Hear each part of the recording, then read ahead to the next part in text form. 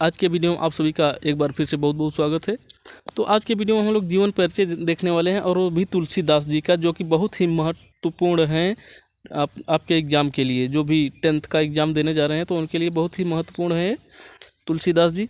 तो इसको आप लोग याद करेंगे, कैसे याद करना है आप लोग इस वीडियो को देखते रहिए। तो इसमें याद करने के लिए आपको जीवन परिचय में कैसे याद करेंगे, सबसे पहले सन को याद करना है आपको। इसके बाद कहाँ जन्म हुआ था, गांव, जिला, इसको याद करना है। मृत्यु याद करना है, ठीक है। बस यही दो चार चीज़ें आपको याद करना है। इसके बाद ये वीडियो सुन करके उसी के आधार पर आप लिखेंगे, ठीक है। एक दो बार आप सुनेंगे तो आप ऐसे ही लिख डालेंगे। सिर्फ दो चार चीज़ें, मतलब जन्म, मृत्यु और इनका गांव, जिला, ये सब याद रहेगा तो आप ऐसे ही लिख डालेंगे। लेकिन एक दो बार अगर वीडियो सुने रहेंगे तभी। और ज़्यादा नंबर पाने के लिए आपको कैसे लिखना है उत्तर, उसको देखिए। जीवन परिचय आपको कैसे लिखना है उसको, इस वीडियो को देखते रहिए, तभी आपका नंबर अधिक आ पाएगा। तो देखते रहिए कैसे लिखना है। तो चलते हैं, देखिए। जीवन परिचय हेडिंग डालेंगे और इसी तरह से सजा करके आपको लिखना है थोड़ा, ठीक है।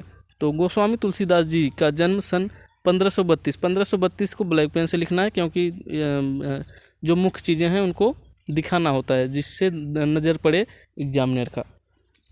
तो 1532 ईस्वी भाद्रपद शुक्ल पक्ष एकादशी संवत 1589 विक्रम में बांदा जिले के राजापुर ग्राम में हुआ था। राजापुर को भी ब्लैक से लिखा गया है क्योंकि यहाँ जन्म हुआ था इनका, इसलिए राजापुर ग्राम में हुआ था।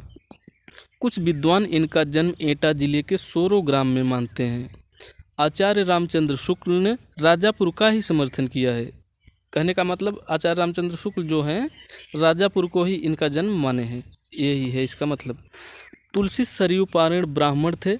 इनके पिता आत्माराम दुबे और माता हुलसी ने अभुक्त मूल नक्षत्र में उत्पन्न होने के कारण इन्हें त्याग दिया था। इनका बचपन अनेकानेक आपदाओं के बीच व्यतीत हुआ। कहने का मतलब अनेक आपदाओं के बीच इनका जीवन बीता। सौभाग्य से इनको बाबा नरहरि दास जैसे वरहस्त प्राप्त हो गया। कहने का मतलब इनकी मुलाकात किससे हुई? नरहरि दास से। इन्हीं की कृपा से इन्होंने शास्त्रों के अध्ययन अनुशीलन का अवसर मिला। इन्हीं की कृपा से इनको शास्त्रों के अध्ययन अनुशीलन का अवसर मिला। स्वामी जी के साथ ही एक काशी आए थे, जहाँ परम विद्वान महात्मा से सनातन जी ने इन्हें वेद, वेदांग, दर्शन, इतिहास, पुराण आदि में क्या कर दिया? निष्णात कर दिया। मतलब इन सब की जानकारी यहीं पर इनको हो गई इन्हीं के द्वारा, ठीक है। तुलसीदास का विवाह दीनबंधु पाठक की सुंदर और विदुषी कन्या रत्नावली से हुआ। इन्हें अपनी रूपवती पत्नी से अत्यधिक प्रेम था। एक बार पत्नी द्वारा बिना कहे मायके चले जाने पर अर्धरात्रि में ही आधी तूफान का सामना करते हुए ये अपनी ससुराल जा पहुँचे। इस पर इनकी पत्नी ने इन्हें धिक्कारा। तो यहाँ ये जो अब देख रहे हैं जो दोहा है इनके संबंध में, इसको ज़रूर याद करना है, तभी आपका नंबर ज़्यादा रहेगा। सबसे ज़्यादा नंबर पाने के लिए सबसे अलग करना भी पड़ता है, ठीक है। तो दोहा जो भी कवि या लेखक के संबंध में जो भी दोहा रहता है उसको आप ज़रूर याद करेंगे, ठीक है। तो क्या है दोहा, देखिए। अस्ति चर्ममय देहमम तामे ऐसी प्रीति, जैसी तैसी जो श्री राम हो तिन तव भवभीत। तो इसको ज़रूर याद करना है। तो अपनी पत्नी की फटकार से तुलसी को वैराग्य हो गया। अनेक तीर्थों का भ्रमण करते हुए राम के पवित्र चरित्र का गायन करने लगे। इन्होंने अधिकांश रचनाएं चित्रकूट, काशी और अयोध्या में ही क्या की लिखी है, ठीक है। काशी के अस्सी घाट पर सन 1623 ईस्वी में, तो देखिए यहाँ फिर 1623 को ब्लैक से लिखा गया है क्योंकि ये मृत्यु इनकी यहाँ मृत्यु का सन है, इसलिए इसको भी हाईलाइट किया गया है जिससे इस पर नज़र पड़े। तो मुख्य चीज़ों को हाईलाइट आपको करना है, ब्लैक पेन से लिखना है, ठीक है।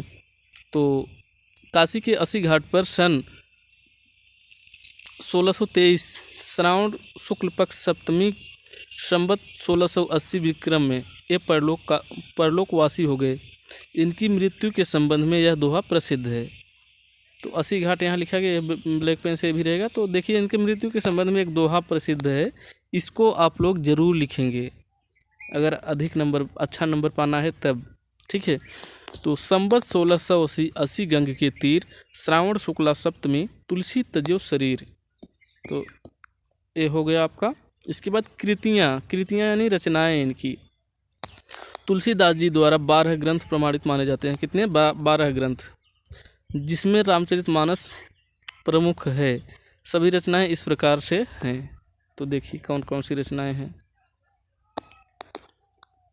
श्री रामचरितमानस, विनय पत्रिका, कवितावली, गीतावली, श्री कृष्ण गीतावली, बरबय रामायण, रामलला नहछु। इसके बाद बैराग्य संदीपनी, जानकी मंगल, पार्वती मंगल, दोहावली, रामाज्ञा, प्रश्न। तो ये सभी रचनाएं थी। अब साहित्य में स्थान, अंत में साहित्य में स्थान लिखना पड़ता है। और साहित्य में स्थान में क्या रहता है इसको जान लीजिए। तो साहित्य में स्थान में वही चीज़ आपको लिखना होता है, मतलब साहित्य के लिए एक क्या क्या किए हैं, किस विधा में रचनाएं किए हैं, किन किन विधाओं में रचना किए हैं, ठीक है। साहित्य में क्या योगदान इनका रहा है, यही रहता है इसमें। तो देखिए क्या है इसमें। गोस्वामी तुलसीदास हिंदी साहित्य के सर्वश्रेष्ठ कवि हैं, ठीक है, सर्वश्रेष्ठ कवि हैं। इनके द्वारा हिंदी कविता की सर्वतोमुखी उन्नति हुई। इन्हें समाज का पथ प्रदर्शक कवि कहा जाता है। तो यही था जीवन परिचय। अगर आप भी इसी तरह से लिखेंगे तो निश्चित रूप से ही आपका भी नंबर अच्छा आएगा। तो हम मिलते हैं फिर आप सभी से किसी नेक्स्ट वीडियो में। तब तक के लिए नमस्कार।